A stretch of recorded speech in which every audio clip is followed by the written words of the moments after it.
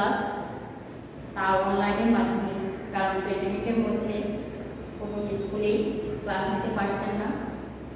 তো আমাদের সবার উদ্যোগে আমাদের স্কুলে অনলাইন ক্লাস চালু করেছেন। কিছুটা হলেও তোমাদের সাথে একটু যোগাযোগ করার প্রচেষ্টা মাত্র। আশা করছি তোমরা সবাই ভালোই আছো এবং আমরা দ্রুত এই প্যান্ডেমিকের অবস্থা কাটিয়ে উঠে তোমাদের সাথে আমাদের দেখা হবে। তোমাদের সাথে এখনো পরিচয়ই হয়নি, যাই হোক আমি তোমাদের শ্রেণী শিক্ষক মনিকা দাস এবং তোমাদের আমি বিজ্ঞান ক্লাস নিই। তোমরা নিশ্চয়ই এই বইটি এতদিনই পেয়ে গেছো এবং এই বইটি কিছুটা পড়াও আরম্ভ করেছো। তো আমি চেষ্টা করবো এক এক করে তোমাদের একটু ক্লাস নেওয়ার জন্য। আজ আমি তোমাদের পঞ্চম শ্রেণীর প্রথম অধ্যায় কি প্রিয় বন্ধুরা, ছোট্ট সোনামণিরা বলতে পারো? প্রথম অধ্যায় হচ্ছে আমাদের পরিবেশ। তাহলে আজকে আমরা প্রথম অধ্যায়ে আমাদের পরিবেশ থেকে পাঠ 1 ও 2, বেশি পড়াবো না, অল্প পড়াবো এবং এটা তোমরা শিখে নেবে। তোমাদের পাঠ 1 ও 2, যেমন জীব ও জড়বস্তুর মধ্যকার সম্পর্ক। আমরা কি ছোট্ট সোনামণিরা, এটা তো ক্লাস 3 থেকেই তোমরা শিখে এসছো যে আমাদের পরিবেশ কাকে বলে। তোমরা নিশ্চয়ই জানো পরিবেশ কাকে বলে। আমাদের পরিবেশের চারপাশে বিভিন্ন ধরনের উপাদান নিয়ে গঠিত, তাই না? তাহলে পরিবেশ কি? আমাদের চারপাশে যা কিছু আছে তাই নিয়ে আমাদের পরিবেশ। তাহলে পরিবেশে কি কি আছে? ধরো আমি আছি, চেয়ার আছে, টেবিল আছে, বেঞ্চ আছে, খাতা আছে, কলম আছে, গাছপালা আছে, হাঁস, মুরগি, পশু পাখি, বিভিন্ন ধরনের উপাদান আছে, তাই না? এই যে পরিবেশের উপাদানগুলো, এই পরিবেশের উপাদানগুলো কয় ভাগে ভাগ করছে তোমরা কি প্রিয় শিক্ষার্থী বন্ধুরা বলতে পারবে? অবশ্যই আমি আশা করছি তোমরা অবশ্যই এগুলো বলতে পারবে, কারণ পরিবেশে আমরা ছোট্টবেলা থেকেই আমরা এগুলো শিখে আসছি, তাই না? তাইলে আমরা পরিবেশ কি এটা শিখে নিলাম। পরিবেশের উপাদান, তাইলে আমরা দেখি পরিবেশের উপাদানকে আমরা কয় ভাগে ভাগ করছি?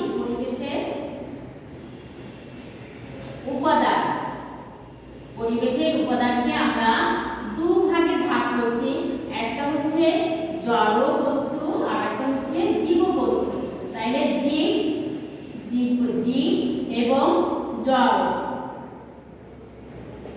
জীব উপাদান এবং জড় উপাদান। তাইলে এই জীব বস্তুর মধ্যে কি আছে? জীব বস্তুর মধ্যে কি কি আছে? যেমন আমরা, মানুষ, পশু পাখি,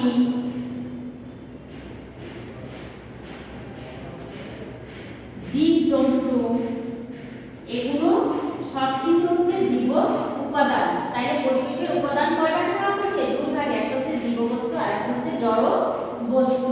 মানে জড় বস্তু লিখে দিতে পারো, জড় বস্তু। তাইলে এই জড় বস্তুর মধ্যে কি হচ্ছে? আলো, বাতাস, বাতাস মানে কি? বায়ু, বাতাসও লিখতে পারো আবার বায়ু লিখতে পারো, পানি, মাটি, তারপর আছে চেয়ার, টেবিল, বেঞ্চ, অনেক কিছু আছে আমাদের জড় বস্তুর মধ্যে, তাই না? জীব এবং জড় বস্তুর মধ্যে আমাদের বিভিন্ন ধরনের উপাদান রয়েছে। জীব কিভাবে, এখন আমরা বলবো জীব কিভাবে জড় বস্তুর উপর নির্ভরশীল। আমরা পরিবেশের উপাদানগুলো শিখে নিলাম। আমরা এখানে প্রশ্ন টপিকসে দিয়েছি জীব ও জড় বস্তুর মধ্যে সম্পর্ক। তাইলে জীব জড় বস্তুর উপর নির্ভরশীল, আবার জড় বস্তু জীবের উপর নির্ভরশীল। কিভাবে এদের মধ্যকার একটা সম্পর্ক বিদ্যমান এখন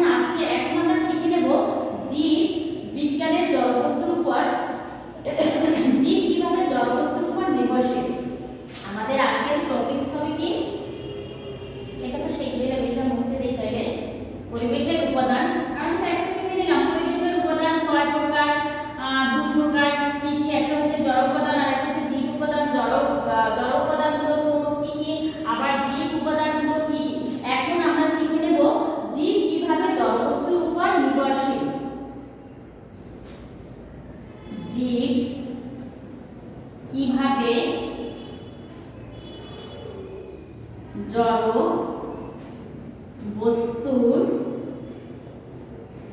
উপর নির্ভরশীল। তোমাদের খুব জানতে ইচ্ছে করে না যে জীব কিভাবে জড় বস্তুর উপর নির্ভরশীল? জীব কারা? জীব ধরো আমরা মানুষ, পশু পাখি, এটা তো আগেই শিখেছি, মানুষ, পশু পাখি ইত্যাদি, এরা কিভাবে জড় বস্তুর উপর, আর জড় বস্তু কোনগুলো? বায়ু বলছি, পানি বলছি, মাটি বলছি, এগুলো হচ্ছে জড় বস্তু। তাই দেখো তোমাদের বইয়ে কিন্তু এগুলো সব দেওয়া আছে, তোমরা শুধুমাত্র একটু আমার কথার সাথে মিলিয়ে বইটা খুলে পড়ে নেবে। তাহলে দেখো মানুষ কিভাবে, জীবের মধ্যে প্রথমত ধরো কি মানুষ আছে, মাছ আছে, পশু পাখি আছে ইত্যাদি। তাইলে আমরা প্রথমে ধরি মানুষ, মানুষটা ধরি, মানুষ কিভাবে জড় বস্তুর উপর নির্ভরশীল? মানুষ। তাইলে একে আমরা ধরো আমরা শ্বাস গ্রহণ করি, মানুষ কি করে? আমরা কি বেঁচে আছি কিভাবে? শ্বাস গ্রহণের মাধ্যমে। আমরা কোথা থেকে পাই? সেটা পাই কিন্তু এই যে অক্সিজেন, সেই অক্সিজেনটা কোথা থেকে পাই? বায়ু থেকে। তাইলে দেখো বায়ু কি বলছি আমি? জড় উপাদান বলছি, তাই না? বায়ু বলছি জড় উপাদান। তাহলে মানুষ দেখো শ্বাস গ্রহণের জন্য, 1 নম্বর পয়েন্ট দিলাম, শ্বাস গ্রহণের জন্য কিসের উপর নির্ভরশীল? বায়ু। বায়ু হচ্ছে একটা জড় উপাদান, দেখো বায়ুর উপরে নির্ভরশীল। তারপরে ধরো মানুষ কি পান করে? আমরা কি পানি ছাড়া এক মুহূর্ত থাকতে পারবো? পারবো না তো। তাইলে দুই ধরনের, দুই দেখো মানুষ কি করে? পানি পান করে। তাহলে পান করার জন্য কি করি আমরা? পানি খাই। তাইলে পানিটা কি? পানিটা একটা জড় উপাদান। আমি লিখেছিলাম আগে, বায়ু, পানি, মাটি, এগুলো হচ্ছে জড় উপাদান। তাহলে দেখো শ্বাস গ্রহণের জন্য বায়ুর উপর নির্ভরশীল, পান করার জন্য পানির উপর নির্ভরশীল। কারণ পানি না হলে আমরা এক মুহূর্ত বেঁচে থাকতে পারবো না। তারপর দেখো ফসল ফলানো, আমরা যে খাবারটা গ্রহণ করি, আমরা কি করি? খাবার গ্রহণ করি। তাই এই খাবারটা আসে কোথা থেকে? উদ্ভিদ থেকে। সেই ফসলটা আমরা কিসে ফলাই? মাটিতে ফলাই। এবং বসবাসের জন্য 3 নম্বরে দেখো ফসল ফলানো, ফসল ফলানো ও বসবাস। বসবাসের জন্য আমাদের কি এই যে ঘর বাড়ি তৈরি করি, এগুলো কোথায় করি? মাটিতেই তো করি আমরা ঘর বাড়ি তৈরি, তাই না? তাইলে ফসল ফলানো এবং বসবাসের জন্য আমরা কি করি? মাটি ব্যবহার করে থাকি, মাটির উপর নির্ভরশীল। তারপর দেখো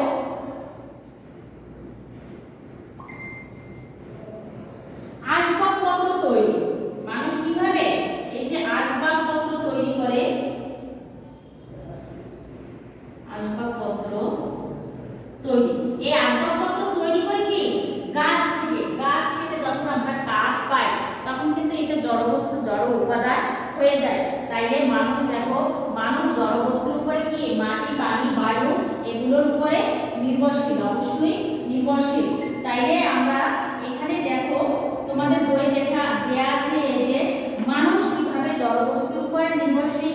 এই যে পুষ্টি, খাবারের জন্য, বাসস্থানের জন্য, পোশাক এবং যন্ত্রপাতি, এই যন্ত্রপাতির জন্য মানুষ জড় বস্তুর উপর নির্ভরশীল। তারপর দেখো অন্যান্য প্রাণী, অন্যান্য প্রাণীরাও কিন্তু জড় বস্তুর, এটা মানুষটা শিখে নেবা তোমরা।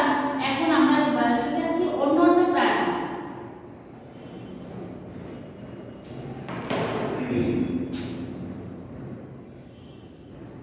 অন্যান্য প্রাণী কিভাবে জড় বস্তুর উপর নির্ভরশীল? অন্যান্য প্রাণী ধরো আমাদের কি আছে? উদ্ভিদ আছে, পোকা, তারপর বিভিন্ন ধরনের কীট পতঙ্গ আছে। এরা কিছু কি করে? যেমন সাপ, ইঁদুর, এরা কি করে? মাটির নিচে গর্তের মধ্যে বসবাস করে। তাদের মাটির উপর বসবাসের জন্য অন্যান্য প্রাণী, কিছু কিছু প্রাণী আছে, কীট পতঙ্গ আছে, এরা গর্তের মধ্যে বসবাস করে।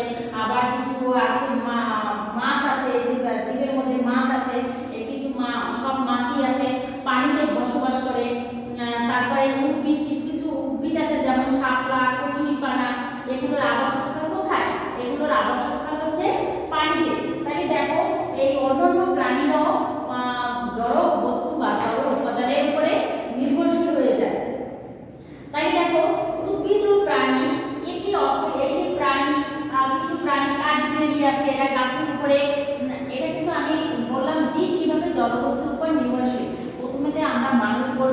যে মানুষ শ্বাস গ্রহণের জন্য, ফসল ফলানোর জন্য, বসবাসের জন্য, যন্ত্রপাতির জন্য বিভিন্ন ধরনের জলবস্তুর উপর নির্ভরশীল।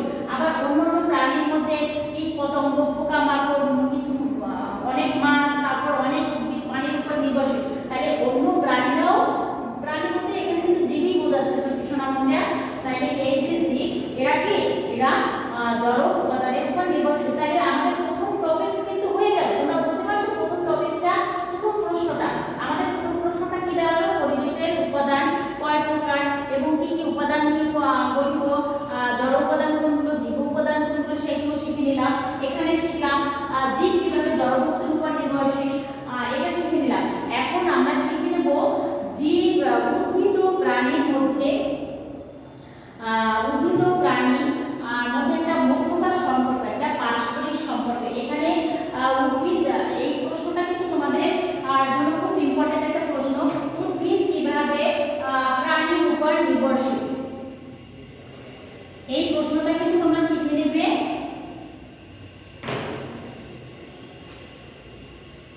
উদ্ভিদ কিভাবে প্রাণীর উপর নির্ভরশীল। তাহলে কিন্তু আমাদের এখানে অনেকগুলো প্রশ্ন হয়ে গেছে। তোমরা কি বলতে পারো এটা উদ্ভিদ ও প্রাণী, কিন্তু একটা উদ্ভিদ লাগিয়ে ফেলছো, কিন্তু উদ্ভিদ এটা যে প্রাণী, মানে মানুষের প্রাণী বলতে মানুষ বলতে পারো, পশু পাখি, বিভিন্ন প্রাণীর উপরে উদ্ভিদও নির্ভরশীল। তোমরা কি এটা জানো বন্ধুরা? এটা একটু দেখে নাও।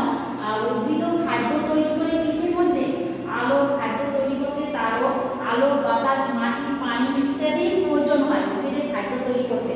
কারণ কি, উদ্ভিদ সূর্যের আলোতে, সূর্যের আলোর উপস্থিতিতে তারা কি করে, খাদ্য তৈরি করে, যার কারণে উদ্ভিদ কি হয়, সবুজ হয়। সবুজ হলে কি, উদ্ভিদের পাতায় কি থাকে, ক্লোরোফিল নামক এক ধরনের ফোটন কণা থাকে। এর মাধ্যমে উদ্ভিদ কি করে, সূর্যের আলোর সাহায্যে শর্করা জাতীয় খাদ্য তৈরি করে, যাকে আমরা বলি সালোক সংশ্লেষণ। তোমাদের এই নামটা একটুখানি কঠিন মনে হয়, তাইলেও এই যে ক্লোরোফিল, এটা তোমরা একটা নোট করে নিতে পারো। ক্লোরোফিল থাকে, সবুজ পাতায় কি থাকে, ক্লোরোফিল নামক এক ধরনের ফোটন কণা থাকে, এবং এই সূর্যের আলোর সাহায্যে কি করে, সূর্যের আলোর সাহায্যে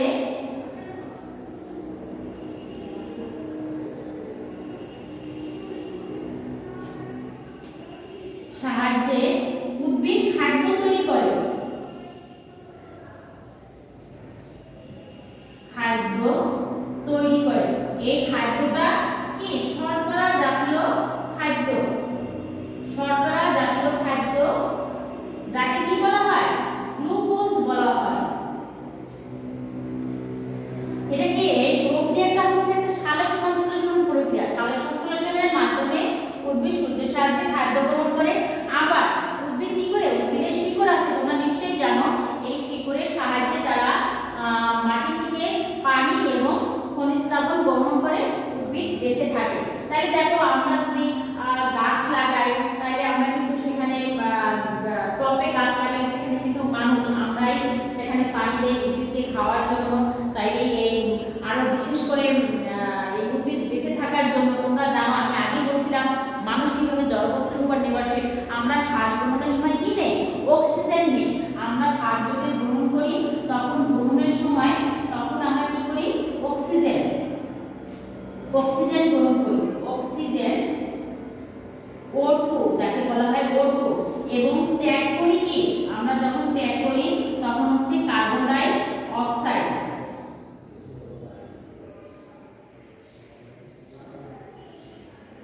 তখন হচ্ছে carbon die CO2, carbon die oxide. আমরা তাইলে এই অক্সিজেনটা, আমরা যখন অক্সিজেনটা পাই তখন কি করি, অক্সিজেনটা কোথায় আসে, এই গাছপালা থেকে আমরা কিন্তু অক্সিজেন পাই। এই গাছপালা না থাকলে কিন্তু আমাদের পৃথিবীটা খুব উত্তপ্ত হয়ে যেত, খুব গরম হয়ে যেত, তখন কিন্তু আমরা বসবাস করতে পারতাম না, অতিরিক্ত গরম হবে। তাই বন্ধুরা, তোমরা গাছপালা লাগাও, এবং একটা গাছ কাটলে সেখানে তোমরা আরো গাছ লাগাও, তাহলে আমাদের পরিবেশও খুব সুন্দর থাকবে, এবং আমরা এত গরম অনুভূত হবে না। এবং এই বায়ু যদি মণ্ডল যদি গরম হয়ে যায়, তাহলে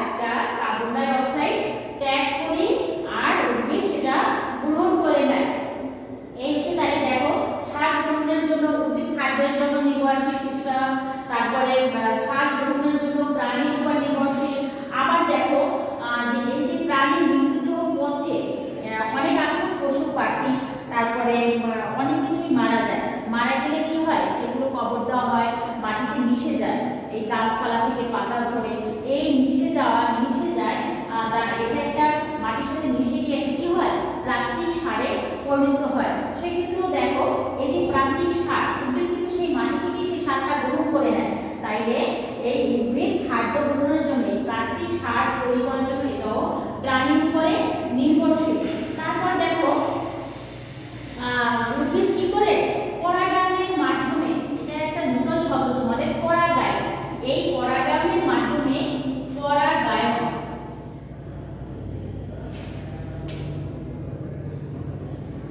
একটা নতুন শব্দ, তোমাদের এটা শিখতে হবে। পরাগায়ন কি আমি বলছি। পরাগায়নের মাধ্যমে উদ্ভিদ কি করে, একটা বীজের সৃষ্টি করে। এই বীজ থেকে আবার একটা নতুন চারা গাছের জন্ম হয়। একটা নতুন চারা গাছের জন্ম হয়, তাইলে আবার আমাদের উদ্ভিদও বৃদ্ধি পায়। কিন্তু এই পরাগায়নের জন্য উদ্ভিদ কিন্তু জীবের উপর খুবই নির্ভরশীল। কারণ কি, একটা বলি, উদ্ভিদ পরাগায়ন হয় কিসের মাধ্যমে, পশু পাখি বা কিংবা কীট পতঙ্গের মাধ্যমে। একটা প্রজাপতি দেখো তোমরা, অন্য ছোট ছোট প্রাণী দেখো, এরা কি করে, একটা ফুলের থেকে তারা কি করে খাদ্য গ্রহণ করে, একটা ফুলে বসে সেখান থেকে মধু গ্রহণ করে, মধু সংগ্রহ করে, আবার উড়ে গিয়ে অন্য একটা ফুলের মাধ্যমে বসে, তারপর তাদের পাটা, এক ফুলে বসে তাদের মধু যদি গ্রহণ করে, তারা খাদ্য হিসাবে গ্রহণ করে, তাদের পাটা কিন্তু আঠালো হয়ে যায়। এবং ফুলের মধ্যে কি থাকে, পরাগরেণু। তোমরা একটা ফুল নিশ্চয়ই হাতে নিয়ে দেখবে যে তাদের হাতে দিলে হলুদ হলুদ কিছু একটা হাতে লেগে যায়, ওটা হচ্ছে পরাগরেণু। ওই পরাগরেণু কিভাবে হাতে লেগে যায়, হাতে কীট পতঙ্গ বা মৌমাছি, পশু কীট পতঙ্গের পায়ে লেগে যায় এবং অন্য প্রাণীর উপরে পড়ে।